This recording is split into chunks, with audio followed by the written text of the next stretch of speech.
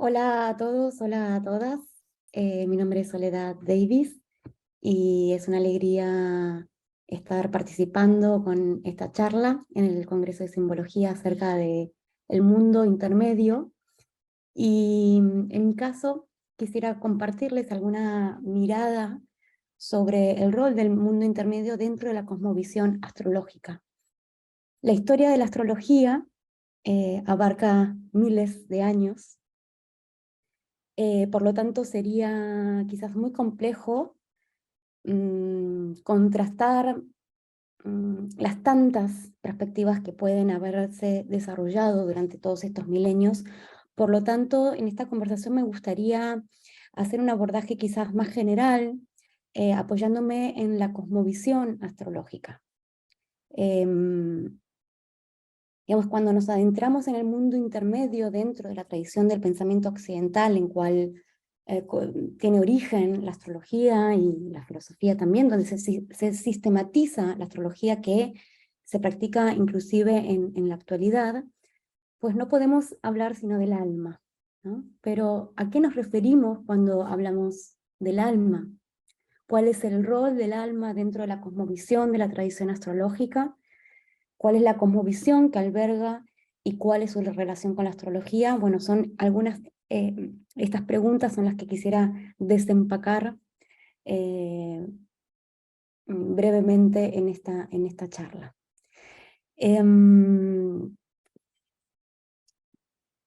La cosmovisión de la astrología desde sus orígenes, como les decía, inclusive hasta la actualidad, es la de un cosmos geocéntrico, ¿no? En el momento que se sistematiza la astrología, si bien al día de hoy hubo un cambio de paradigma, ¿no?, en la modernidad, sin embargo, la astrología que se practica hoy en día perdura, se apoya en esta misma cosmovisión, ¿no? Esto es lo que podemos ver en las cartas natales y en las técnicas de astrología, ¿no? Esta cosmovisión, digamos, que perduró hasta el siglo XVII, ¿no?, antes de la revolución científica y el cambio de paradigma de la modernidad hacia un cosmos, digamos, la revolución copernicana, ¿no?, en donde el Sol comienza a formar parte del centro, ¿no?, del sistema solar.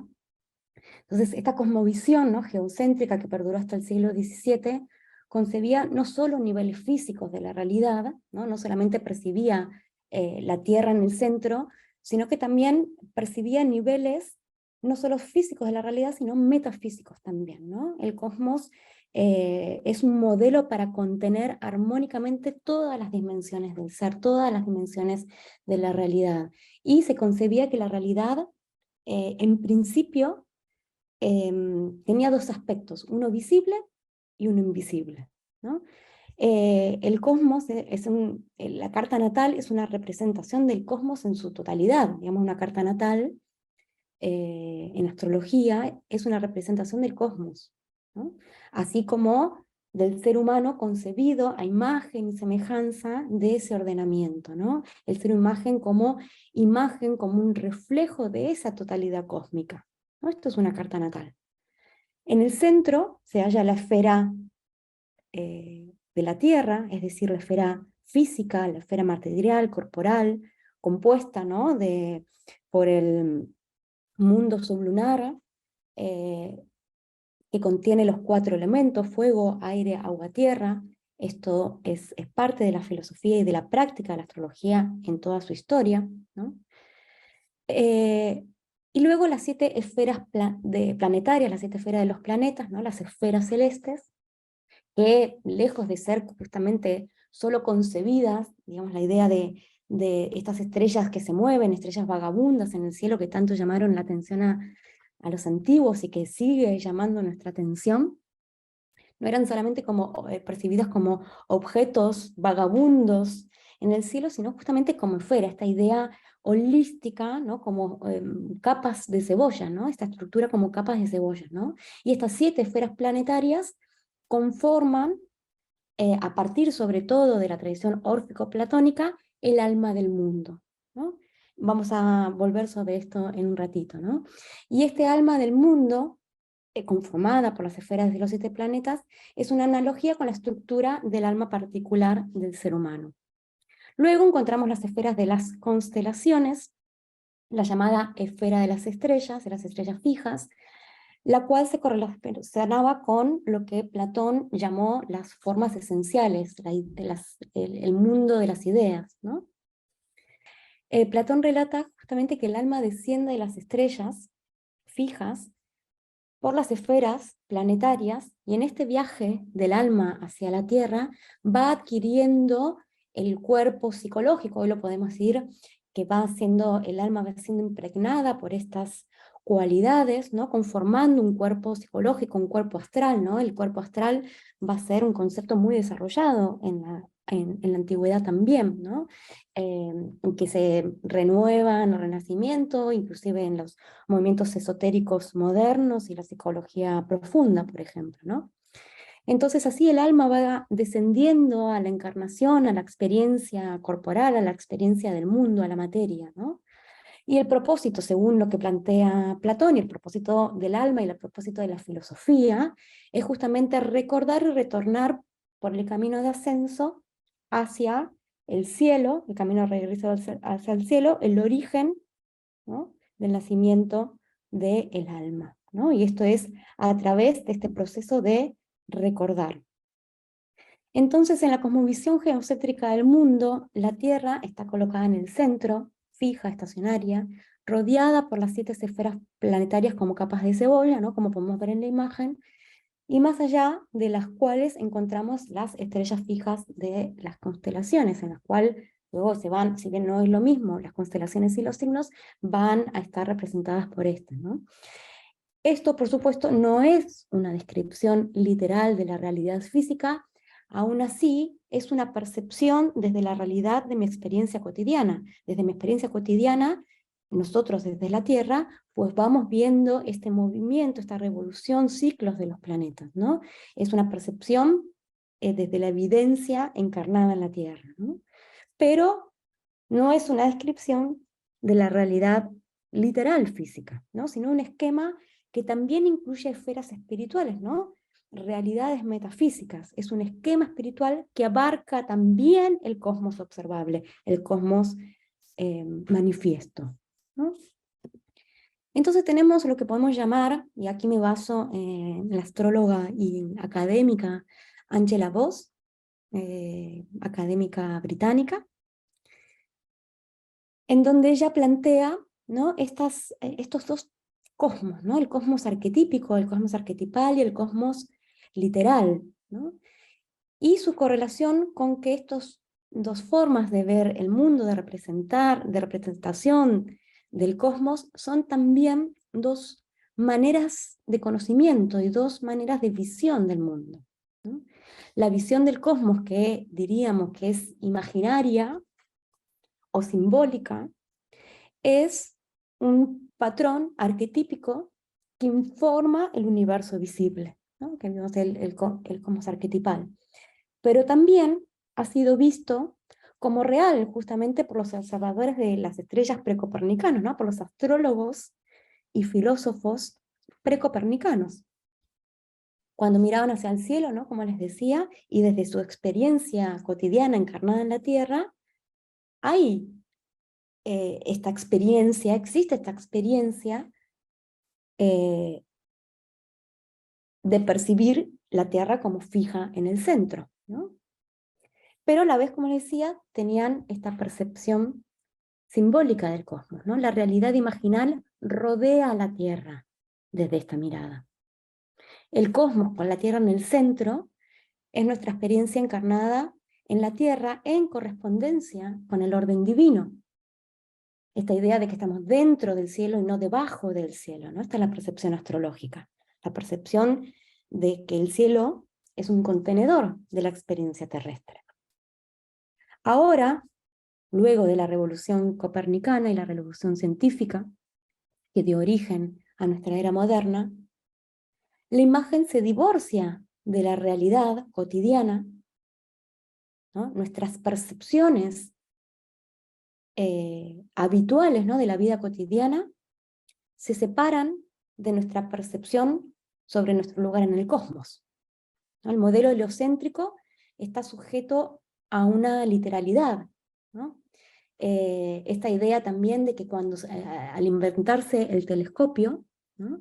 Y que los científicos y astrólogos comienzan a observar los planetas desde una visión que el ojo humano no puede alcanzar, y así es que también se descubren los planetas llamados transaturninos, o transpersonales, Urano, Neptuno y Plutón, pero también al observar los planetas empieza a corromper esta idea que asocia a los planetas a una imagen de la divinidad, en el sentido de que el telescopio reveló que quizás la Luna no era una esfera perfecta, ¿no? Como proponía Platón, esta idea de la circularidad como símbolo también de la totalidad y de la perfección, ¿no? Tampoco la mirada literal a través del telescopio permitió ver la idea de que había ángeles o daimones, ¿no? Llevando espíritus, ¿no? Que se movían conjunto a los planetas, ¿no?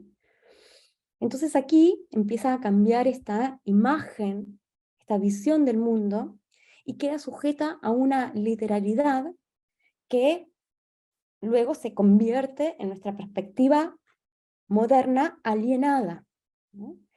Pero que arquetípicamente también se puede ver que expresa igual una ley profunda de armonía y poder espiritual, ya que podemos encontrar en la literatura también antigua, hermética, esta idea del sol central, ¿no? Como imagen de la divinidad.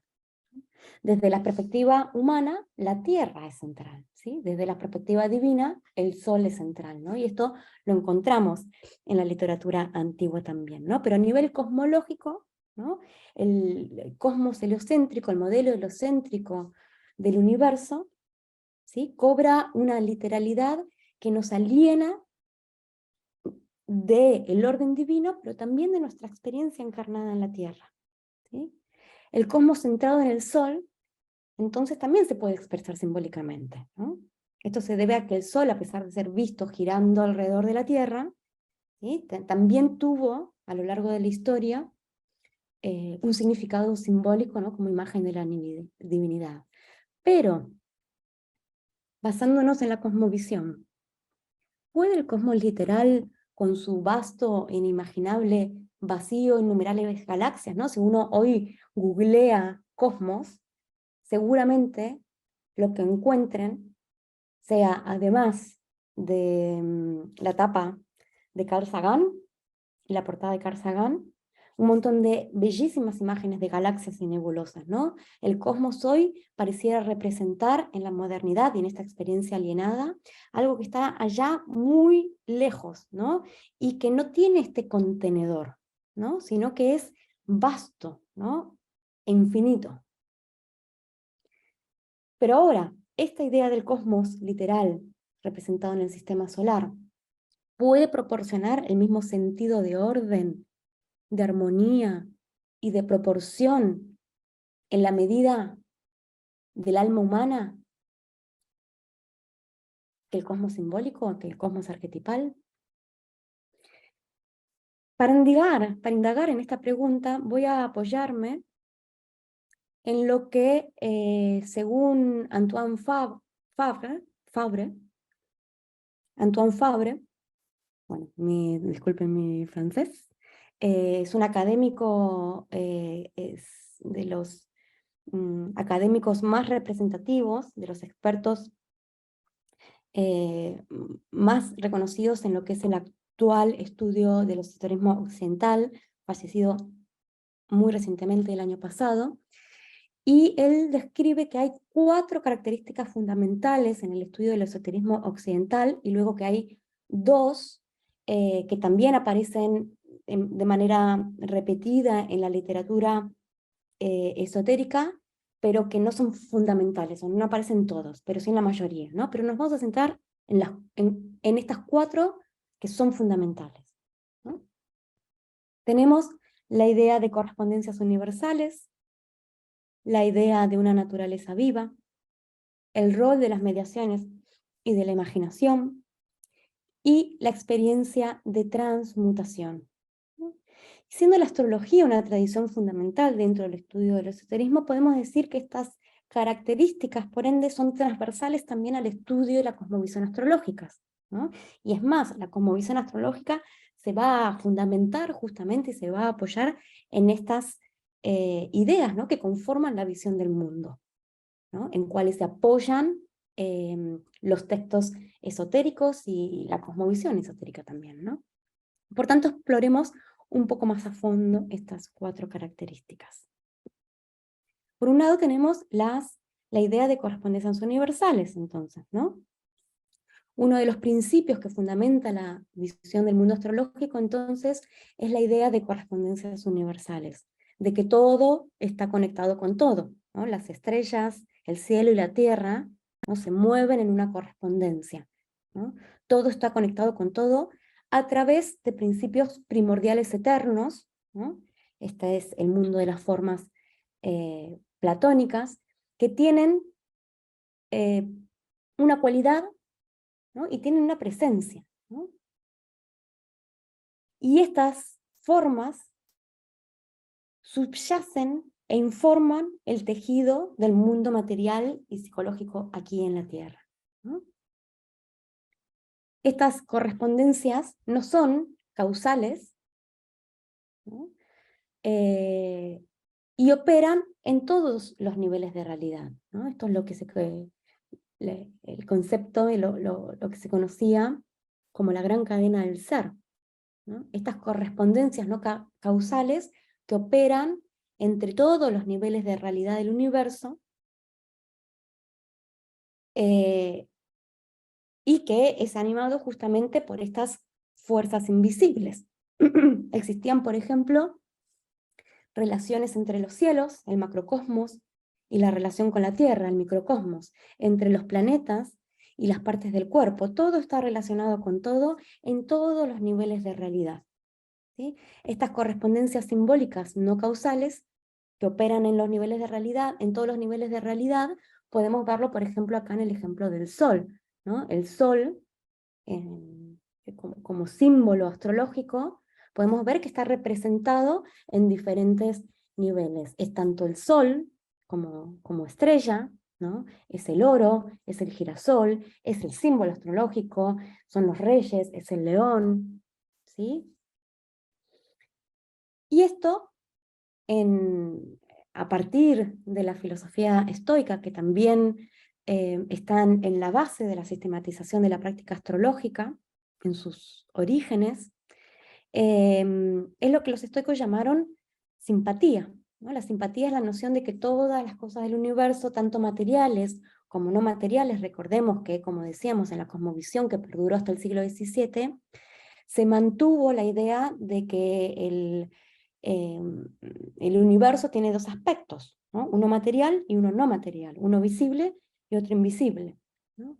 Entonces, todas estas cosas materiales y no materiales están unidas en un sistema de relaciones entrelazadas, de relaciones de simpatía y antipatía, ¿no?, justamente, que dan como resultado una interdependencia mutua a lo largo de estas cadenas que comparten una misma cualidad, una misma presencia, ¿no?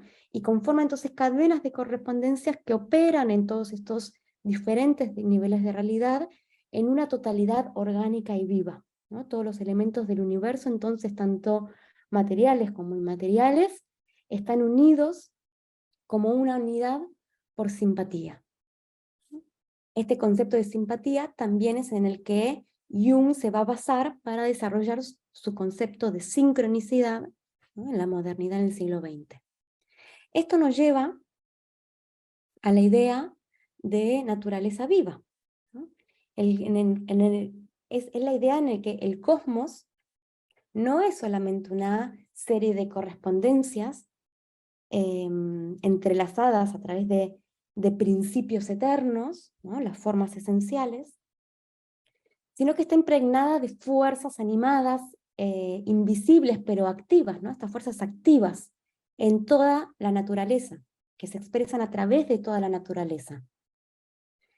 Entonces la naturaleza es concebida como un organismo vivo, como con sus fuerzas activas, ¿no? Y con sus fuerzas psíquicas también. Tiene una historia, ¿no? Conectada con la del ser humano y con la del mundo divino. Así, de esta manera, los humanos somos manifestaciones individuales de un alma colectiva del mundo que interconecta todas las cosas, ¿no? Esta es justamente la idea del anima mundi, del alma del mundo. Esta es una idea que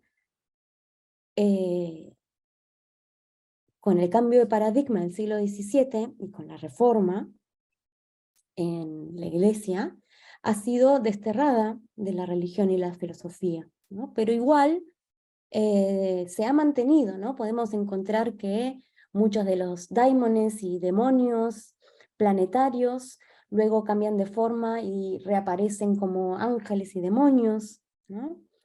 En la actualidad, esta idea del alma del mundo también la podemos encontrar en ideas como la hipótesis de Gaia, ¿no? Esta idea de que Gaia, ¿no? Es un organismo vivo del cual el ser humano forma parte.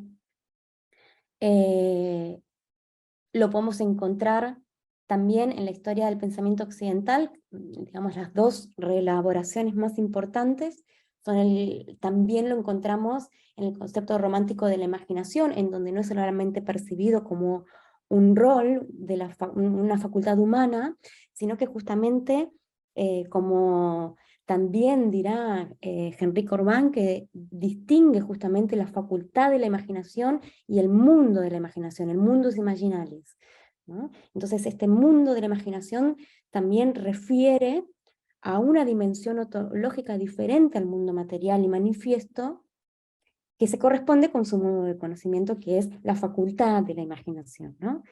Y la reelaboración también del alma del mundo en el siglo XX va a ser el concepto de inconsciente colectivo, sobre todo desarrollado por la psicología junguiana, ¿no? Y esto va a estar, como les decía hace un rato, apoyado sobre la idea de que existen dos modos de existencias y que la realidad tiene dos aspectos, ¿no?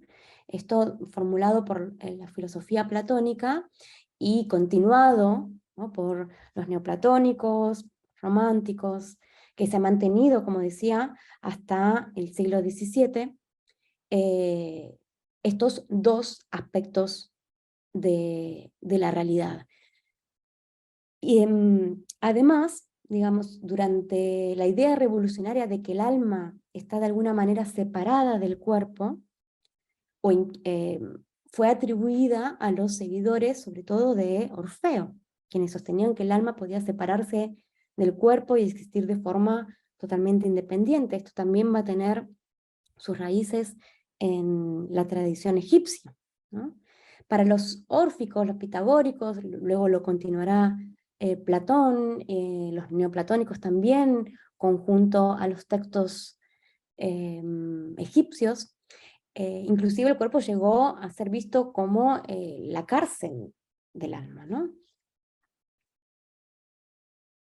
Entonces Platón deriva su doctrina del alma de esta tradición de Orfeo y egipcia, ¿no? Quienes tenían su propia tradición en la que el alma existía independientemente del cuerpo y podía viajar a través de las esferas planetarias hacia el otro mundo, ¿no?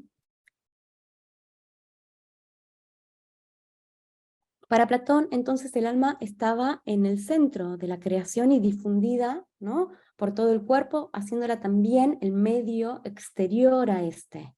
¿Sí? Esta idea de que estamos también dentro del cielo, dentro de la psique. La psique no es algo que sucede dentro de nuestra piel, digamos, en nuestra interioridad, sino en la interioridad del mundo, ¿no? La psique no está dentro de nosotros, sino que nosotros estamos dentro de la psique, ¿sí? Entonces, para Platón esto explica una doble estructura del alma, una que permanece conectada al cuerpo, una realidad visible, y otra que es independiente del cuerpo, una realidad invisible. Esto mismo podemos hacer cierta analogía con las ideas actuales de la psique, en donde hay un aspecto de la psique que es consciente, es decir, encarnado el cuerpo, y otro aspecto de la psique que es inconsciente, que se manifiesta sobre todo, por ejemplo, en los sueños, es decir, que no está conectada al cuerpo, ¿no? Esta idea, además, sugiere que el alma poseía un aspecto tanto interior como exterior. De todos modos, digamos, el alma no es espacial, ¿no? Pensemos que el alma, esto de que hablamos de interno, externo, siempre son formas para explicar, formas metafóricas para tratar de explicar algo que está más allá de las palabras, o del lenguaje habitual más bien, ¿no? Entonces el alma no es espacial, pero siempre se representa a sí misma espacialmente, por ejemplo, como adentro o como fuera, ¿no? Pero tenemos que recordar que estas son categorías de la mente, justamente, y que no existe tal división como quizás en nuestra cosmovisión moderna alienada podemos experimentar, ¿no? En donde los objetos están separados en un espacio, ¿no? Esta idea justamente de simpatía que hablamos hace un rato, es la idea de que todo está conectado con todo, lo interno e invisible como lo externo y visible, ¿sí? Además Platón, y así la tradición platónica, del cual se desprenden muchas de la literatura esotérica y hermética, Platón va a otorgar a los planetas y a las estrellas un estatus que se corresponde al alma del mundo, como decíamos, ¿no? Postula que el alma, además, es preexistente a las cosas creadas y manifiestas, ¿no? Esto de que es independiente del cuerpo y de la materia, y que el movimiento de las estrellas y de otros cuerpos celestes van a estar bajo el gobierno justamente del intelecto, ¿no? De la razón, de este ordenamiento que mantiene estas cualidades en un ordenamiento eterno, ¿no? Los circuitos y las revoluciones de los planetas y las estrellas tienen una regularidad ordenada y racional, justamente en proporción armónica, que están siempre en movimiento, pero que indican que son inmortales y animados porque es un movimiento eterno, ¿no? Que no cambia. En cambio, el movimiento de los planetas, estos percibidos como vagabundos, van a representar justamente el alma del mundo.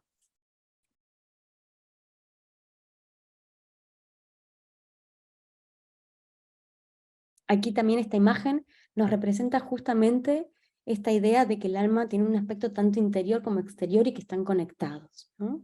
Esto pareciera haber un renacimiento platónico también en estas ideas con la física cuántica y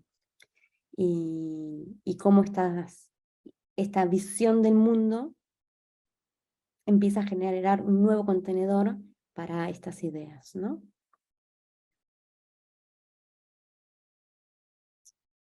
Y aquí también nos encontramos un poco en el corazón de la propuesta de este congreso sobre el mundo intermedio, ¿no? El alma del mundo, representado en astrología por los 7 planetas. Un mundo intermedio es un mundo que media, justamente, entre un mundo y otro.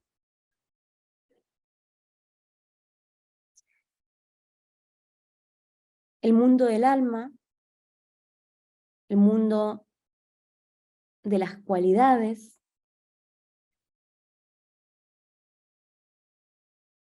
el mundo de lo interno, de la interioridad del mundo.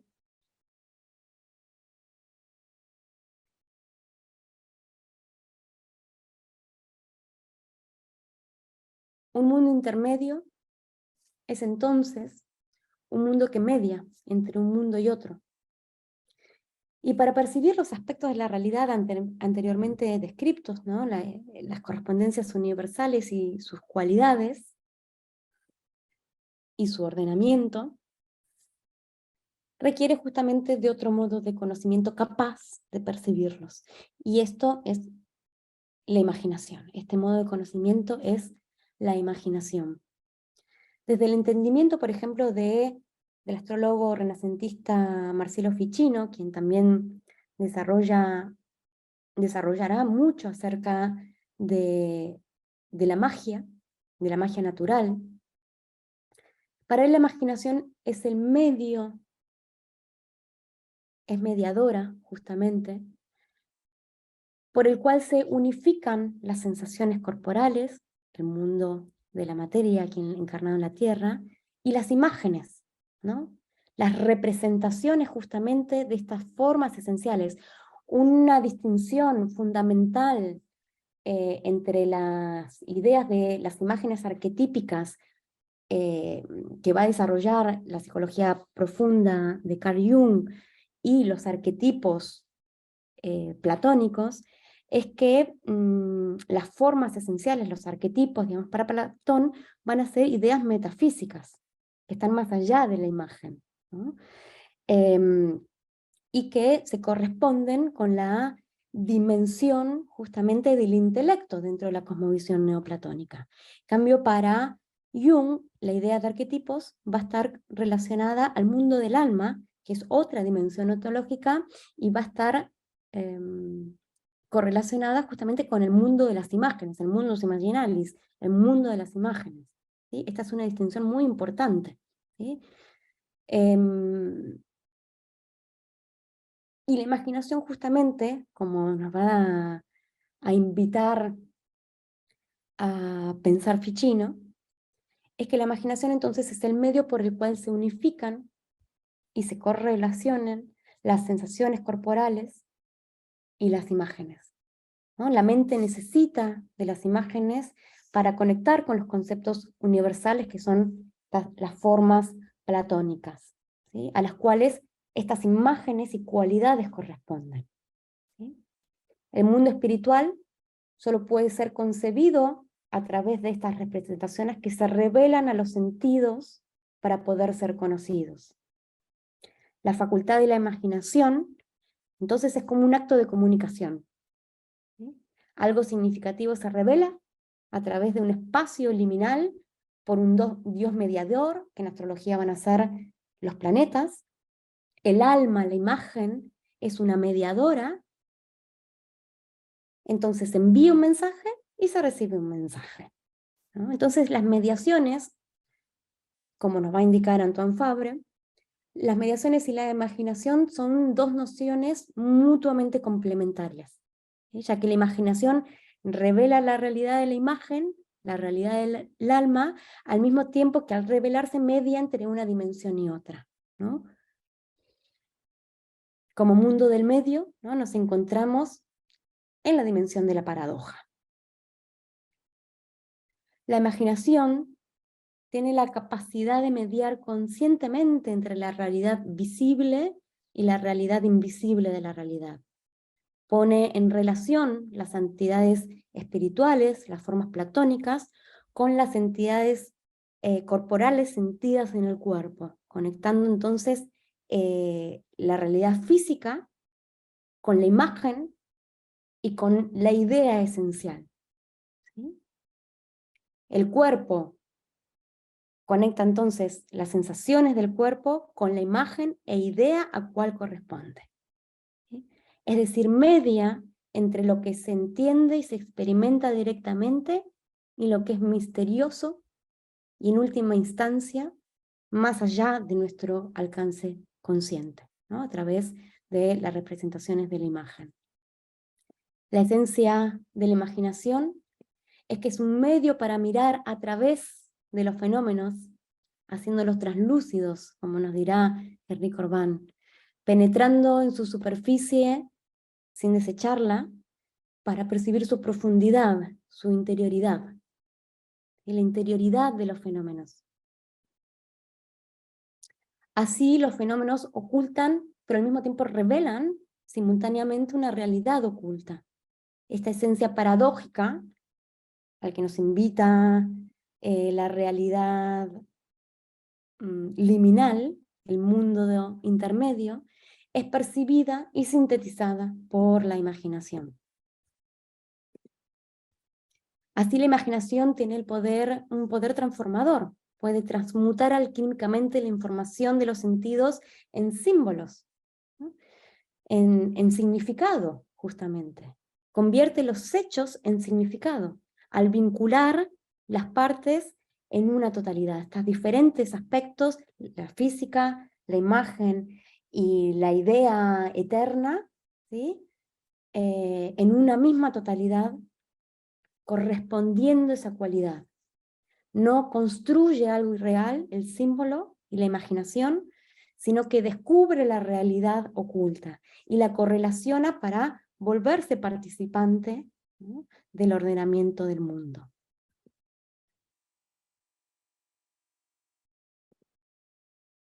Por eso la función mediadora, justamente de la imaginación, juega un papel fundamental en la disolución de las categorías conceptuales de objeto y sujeto que sustentan la experiencia de separación en la actualidad, ¿no? Esto que decía como la percepción de objetos en el espacio separados y alienados unos de otros, ¿no?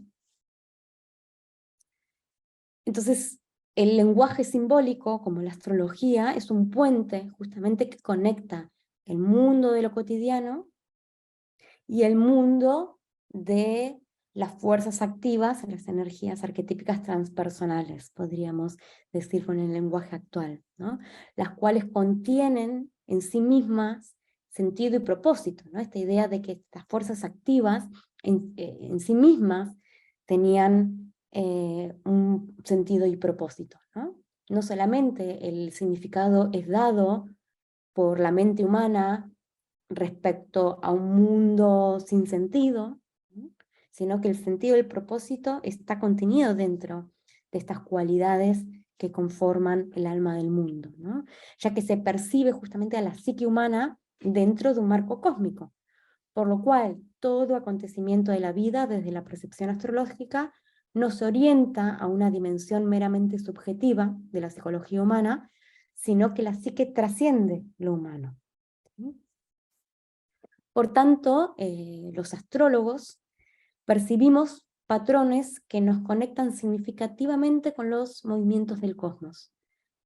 Así, la función del símbolo astrológico en particular se realiza plenamente en el momento en que la percepción, a través de la imaginación, ¿no?, percibimos las sensaciones corporales de los arquetipos planetarios o fuerzas activas y se unifican con la idea que contiene esta sensación en correspondencia con los movimientos del cielo. Por tanto, es a través de conocerme a mí mismo que puedo participar en el cosmos, ya que descubro que estructuralmente somos lo mismo. La realidad interior y la realidad exterior, la realidad del cielo, la realidad de la tierra, conforman una unidad misteriosamente entrelazada, y la astrología es una invitación a este misterio. Y este misterio, experimentar este misterio de la astrología, realmente es un impacto que la cosmovisión científica dominante en la actualidad es un choque de paradigmas, ¿no? No lo puede absorber esta visión del mundo, ¿no?, siendo este el paradigma que da forma también a nuestras creencias acerca de la realidad en la actualidad. Y por último, la última característica del estudio del esoterismo, y por tanto transversales al estudio de la astrología también, es la experiencia de la transmutación. Como dice Fabre, esta característica viene de alguna manera a completar, ¿no?, las tres anteriores, al conferirles este carácter experiencial, ¿sí?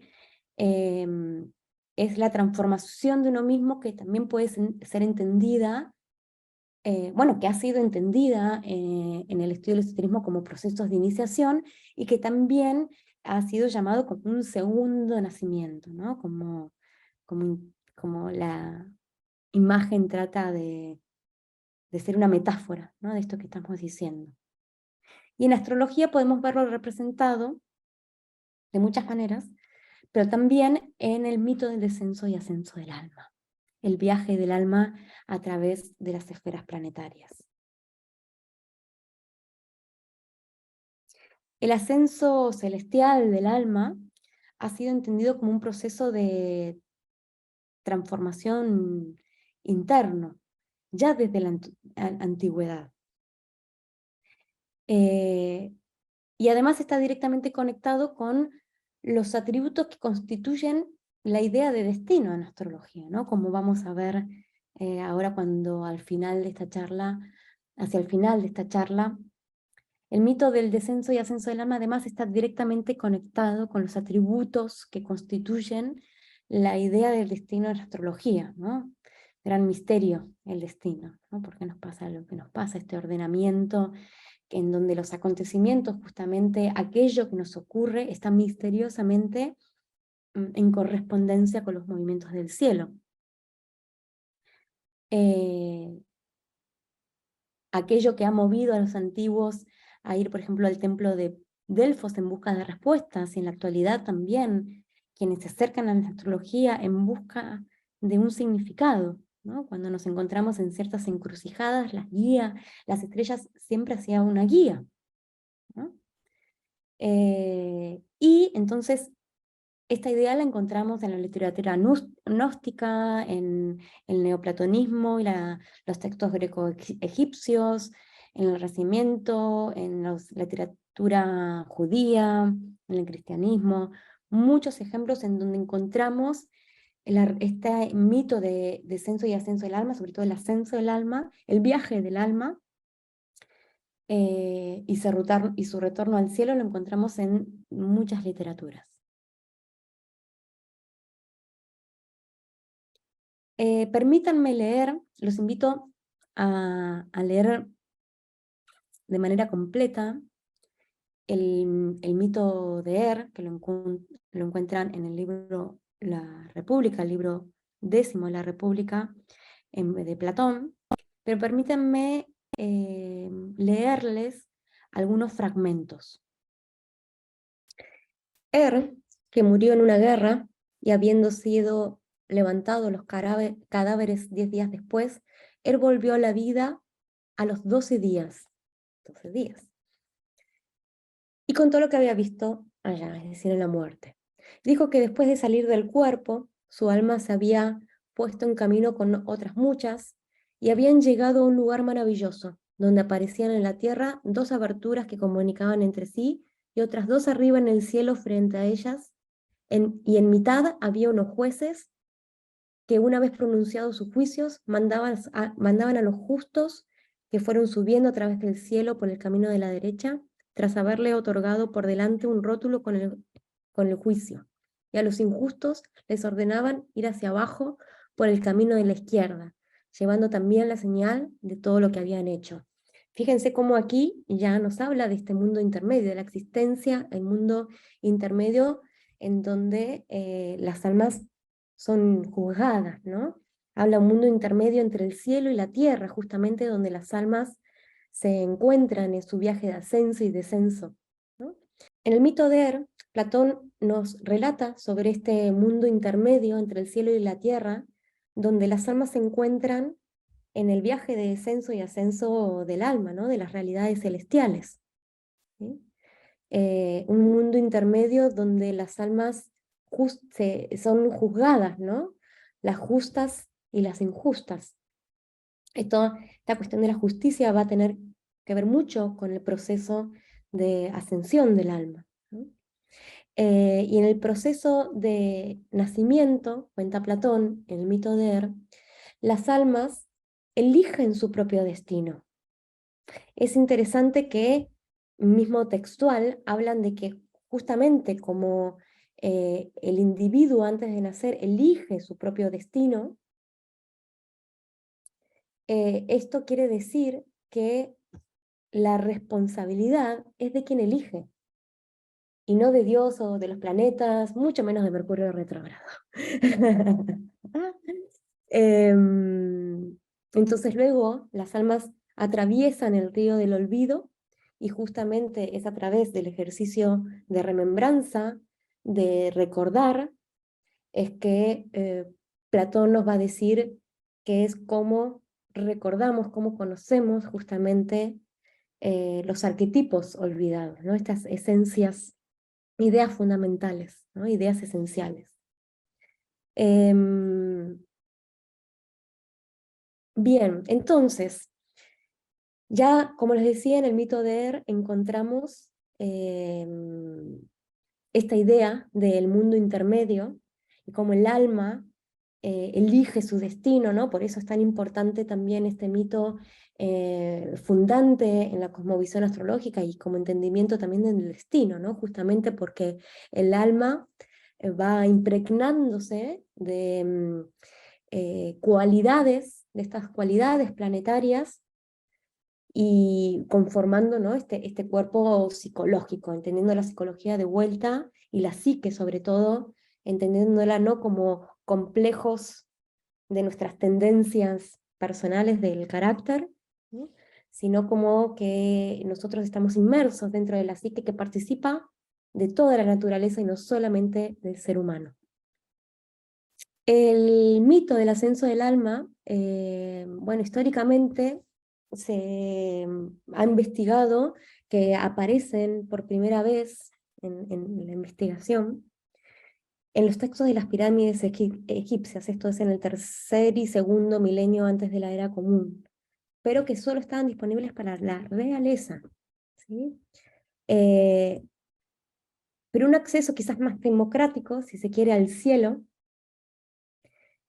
surge en Grecia en torno al siglo VI, antes de la era común, en el contexto de los misterios órficos. Como decíamos antes, las corrientes órficas presentan un cambio radical en el concepto del alma, ¿no? Que luego continuará Platón también, eh, en, en donde cada ser humano en cada ser humano hay una esencia individual inmortal que conserva su identidad independiente del cuerpo mortal y transitorio, ¿no? Esta idea de el viaje post-mortem del alma implica que el alma es trascendente al cuerpo físico y mortal, ¿no?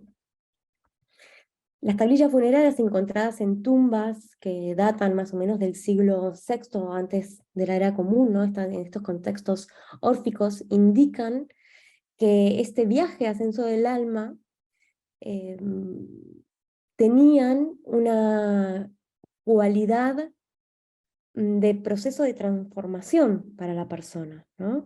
La naturaleza del ascenso celestial órfico, digamos, para los órficos, también parecen haber practicado justamente estas iniciaciones rituales como medio para inducir este ascenso, ¿no? Un ascenso durante la vida y no solamente post-mortem, ¿no? Esto es lo que se revela en estos textos, en estas tablillas, ¿no? En donde el ascenso no es un viaje post-mortem, sino que puede inducirse durante la vida, ¿no? Como un proceso interior, ¿no? Esto es lo que luego también se retomará en las espiritualidades, en las corrientes esotéricas modernas, o también en las psicologías de las profundidades, ¿no? Esta idea de que es un proceso psicológico, ¿no? Pero bueno, aquí de vuelta, en que entendemos por psicología y por psique, sobre todo, ¿no? Entonces luego Platón, inspirado por los órficos, va a proporcionar un marco filosófico para el viaje del alma, como se va a relatar sobre todo en el Timeo, lo vimos también en el mito de y así lo integró en las corrientes filosóficas que luego se irán también reelaborando, digamos, no solo en la antigüedad, sino que continuaron también en el cristianismo temprano, en la Edad Media, en el Renacimiento, y en la modernidad y en la actualidad, ¿no?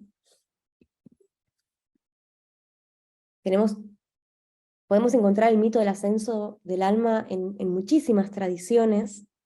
Lo encontramos en el neoplatonismo, esto en torno al siglo III de la era común, siendo Plotino considerado el padre del neoplatonismo, va a presentar un ascenso celestial en donde intelectualizado en el sentido de que habla del rol fundamental de la contemplación, ¿no? Como un proceso contemplativo, ¿no? El de la ascensión, que luego otro neoplatónico, como Jámblico al principio del siglo IV, en la era común, va a cuestionar y va a decir que requiere de una experiencia más encarnada.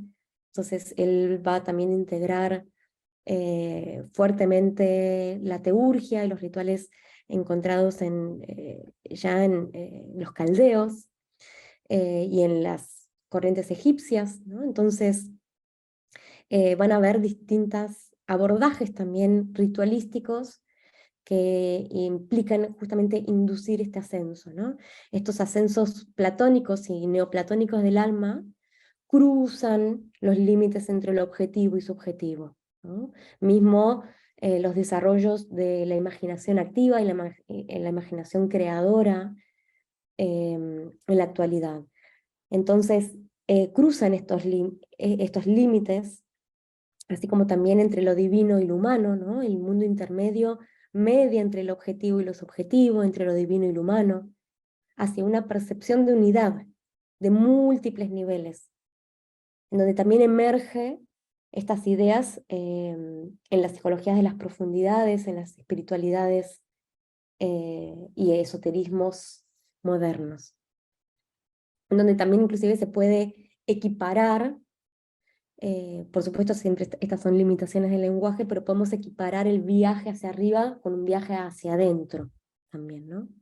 Otros ejemplos de este mito los encontramos del mito del ascenso celestial del alma, los encontramos entre los gnósticos. Macrobio también va a describir 7 envolturas, ¿no? Esta idea también en donde los 7 planetas van a conformar el alma planetaria, ¿no? El anima mundi. Y los gnósticos van a hablar de estos cuerpos sutiles, ¿sí? De estos 7 cuerpos sutiles, también ligados al destino astral. Lo encontramos también en el Renacimiento. El astrólogo Marcelo Ficino va a apoyarse mucho en esto, como ya nombramos, y también alquimistas y astrólogos también como Paracelso. Todas inspiraciones también para Jung, ¿no? Ya nos adentramos en el siglo XX y podemos entender el ascenso del alma como un proceso de individuación. Jung, inspirado en textos gnósticos, herméticos, neoplatónicos, cabalísticos y alquímicos, interpreta el cielo, esta ascensión, como un viaje interior, ¿no? Y él va a decir, y cito a Jung, esto es una imagen que encontramos en el libro rojo y podemos ver aquí en la imagen, en la parte superior, podemos ver los signos planetarios, ¿no? Si bien aquí, de vuelta, dentro de la tradición astrológica, los signos van a remitir a otra dimensión ontológica diferente de los planetas, ¿sí? El viaje a través de las clases planetarias, nos dice Jung, se reduce a tomar conciencia de las buenas y malas cualidades de nuestro carácter. Y la apoteosis no significa más que la máxima conciencia, la que equivale a la máxima libertad de la voluntad, ¿no? Con esta declaración, el ascenso del alma se convierte en una narración simbólica del proceso de individuación, un proceso interno a través del cual un individuo puede lograr la plena integración de la personalidad de sí mismo, lo cual implica no solamente la integración de tendencias y complejos internos, si se quiere, ¿no? Sino descubrirnos como participantes de ese orden, ¿sí? En donde estructuralmente, como decía al principio, yo y el cosmos participamos de una misma estructura, estructuralmente somos lo mismo, ¿no? El proceso de individuación es así la dimensión psicológica de una narrativa mítica, arquetípica, ¿no? Que es el viaje del alma, un viaje de transformación, una experiencia de transmutación. Este proceso de iniciación lo podemos encontrar también en el desarrollo, en el pasaje de lo profano a lo sagrado, en Mircea Eliade y su mitología comparada en este tema, ¿no? Si bien ocurre naturalmente en todas las personas este proceso, existen técnicas, tanto por ejemplo en la psicología, pero también técnicas rituales en distintos contextos, que justamente cumplen el rol de mediar, de despertar y mediar entre estos mundos, ¿no? Como la imaginación activa en la psicología moderna, ¿no?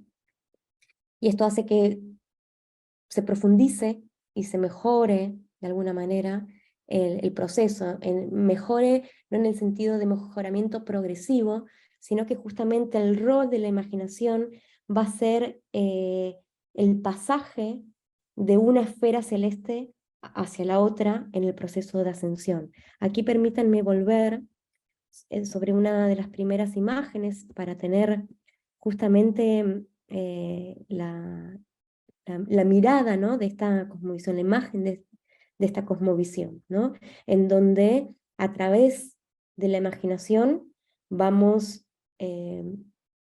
ascendiendo esfera, esfera.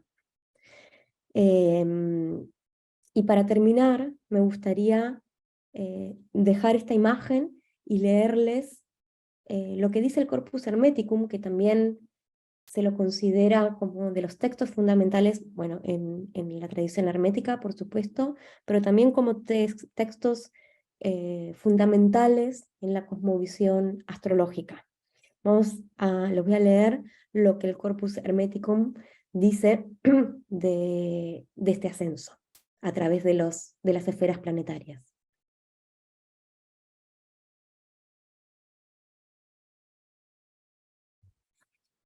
Entonces, leemos en el Corpus Hermeticum. Cito. Pero cuéntame también cómo ascienden los hombres. Cuéntame cómo entraré en la vida.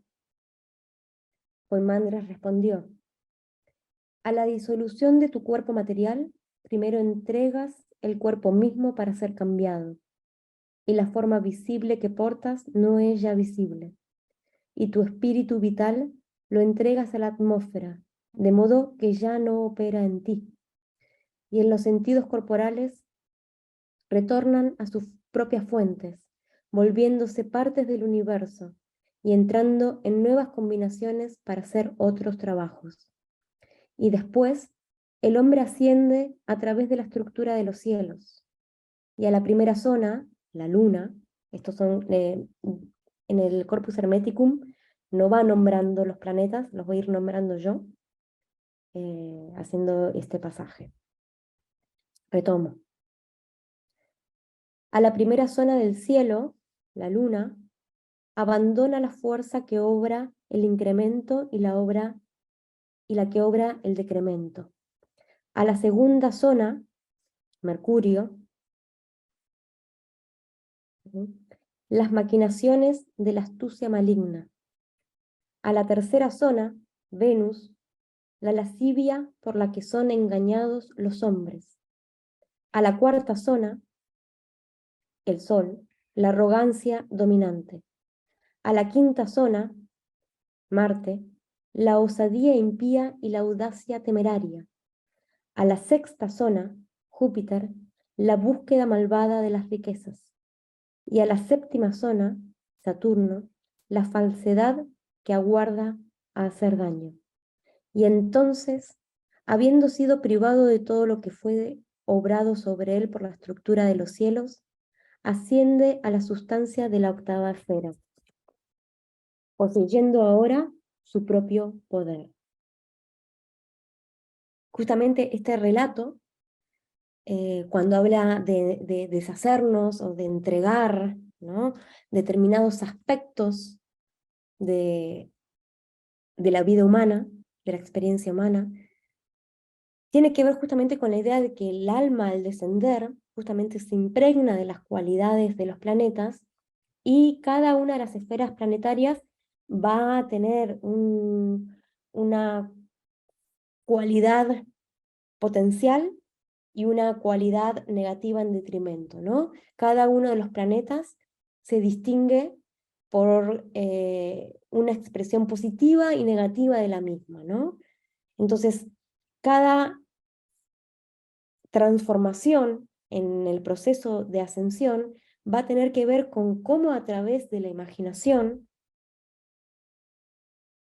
se transforman y se unen estas sensaciones corporales con su idea correspondiente para poder trascender estos aspectos negativos, si se quiere, de la expresión de estas 7 fuerzas, que también se expresan en lo psicológico, ¿sí? Que también se expresan en nuestra personalidad. Entonces, este viaje a través de las esferas es un viaje profundo de autoconocimiento, en donde vamos entregando justamente a la atmósfera y vamos ascendiendo aquellos aspectos de estos dioses mediadores que son los planetas, y que nos van a ir guiando a través de este proceso de ascensión, ¿sí?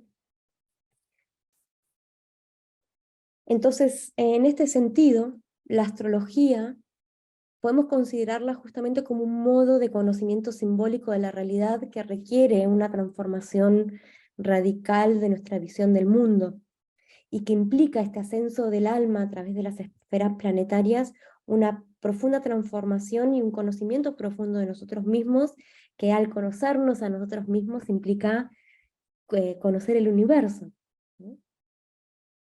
Entonces la astrología no es entendida meramente como un conjunto de técnicas de interpretación, sino un lenguaje que nos comunica con una dimensión trascendente en nuestra experiencia cotidiana. Desde esta perspectiva, entonces, la astrología, desde la perspectiva astrológica, las emociones y las motivaciones internas, ¿no? Todos estos complejos y tendencias psicológicas internas, no son personales ni son meramente el resultado de una memoria humana colectiva, ¿no? Ligada al inconsciente colectivo. Más bien nuestras emociones y nuestras motivaciones internas son expresiones de la naturaleza, que se expresan a través de nosotros, que se expresan a través de nuestra psicología interna, que se expresa a través de los hechos cotidianos, de los acontecimientos de la vida cotidiana.